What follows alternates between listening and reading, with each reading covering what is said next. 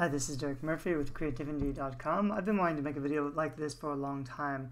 Basically, I'm going to make a book cover with my iPhone in about 5 minutes using word swag. And I don't have the right tools and software to show you the screen very well, so this isn't going to be a great video, but I'll kind of walk you through how you could do this and some of the features of word swag. I use word swag mostly for like my YouTube thumbnails, or if I need to make a really quick graphic that looks good.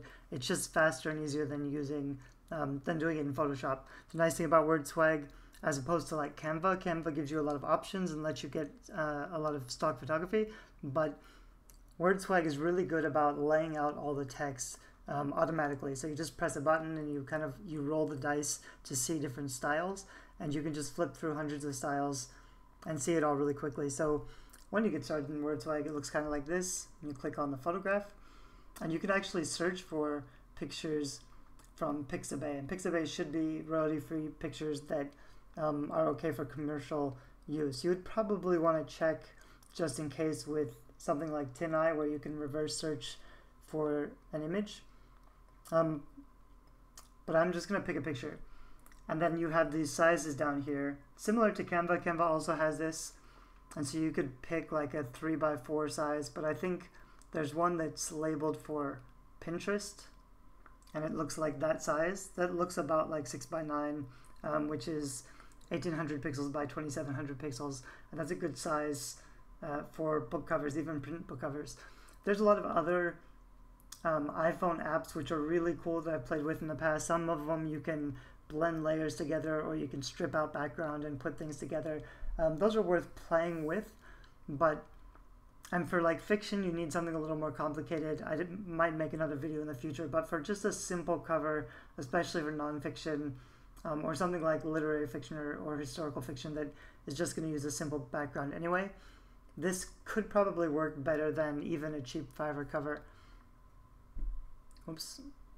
So I picked this Pinterest size, and I have to hit crop down there, and then I can add the text. So I'm just quickly going to double click in this title text and type title space author name.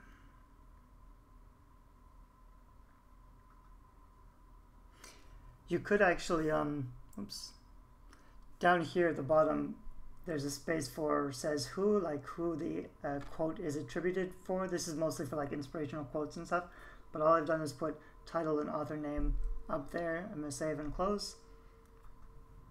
And so it kind of looks like that. Title and author name is all just on the same line, which is what we don't want.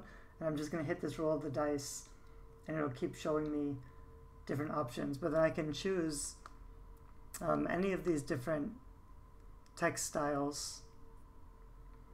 Normally you want the author name a lot smaller. What I actually, because you can only do text one time in this app, something you could do is just write the author, just write the title and save a copy, and then open the picture back up in the program, and then use the text again to add the author name on the bottom. But even if I just flip through this, I could probably find something that looks pretty good and pretty clean. These aren't going to be amazing book covers, and they may be a little bit strange for your genre. On the other hand, if you just need a quick, especially for like a lead magnet or an ebook or something, if you just need a quick title for something, you get a free picture in the background and you get really nice text laid on top of it. Then you just save it. If you use that Pinterest, I haven't checked yet when I save that Pinterest picture to my camera roll how big it actually is. So I should check that, because you want it to stay at a decent size. It depends if you're publishing for Amazon, you need it like 1500 pixels wide. Most iPhones, I think, will probably save a size about that big, but you'd want to test the different sizes. I know in Canva you can just go in and set exactly the specifications you need. I might make some other videos about how to make cover designs in Canva. Canva has uses and benefits, and you can do pretty neat things too. I prefer word swag for like really good looking graphics that you can make very quickly. So like while I'm waiting for something else, or even while I'm uploading a YouTube video, I could be making a thumbnail on word swag. So that's kind of how I use it. I think you could make, like if you had a series of novellas and you just needed a really simple, cheap cover, I think you could make a pretty decent cover, depending on the picture you found and how you do the text, that would work for you better than trying to do it yourself with some online.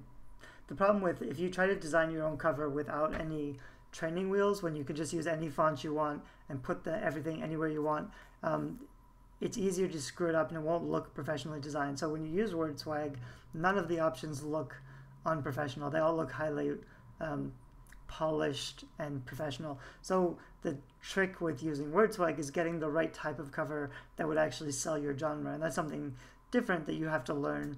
But I have other videos about that. I just thought this would be a fun video to show you how you could make a book cover with your iPhone in 5 minutes or less.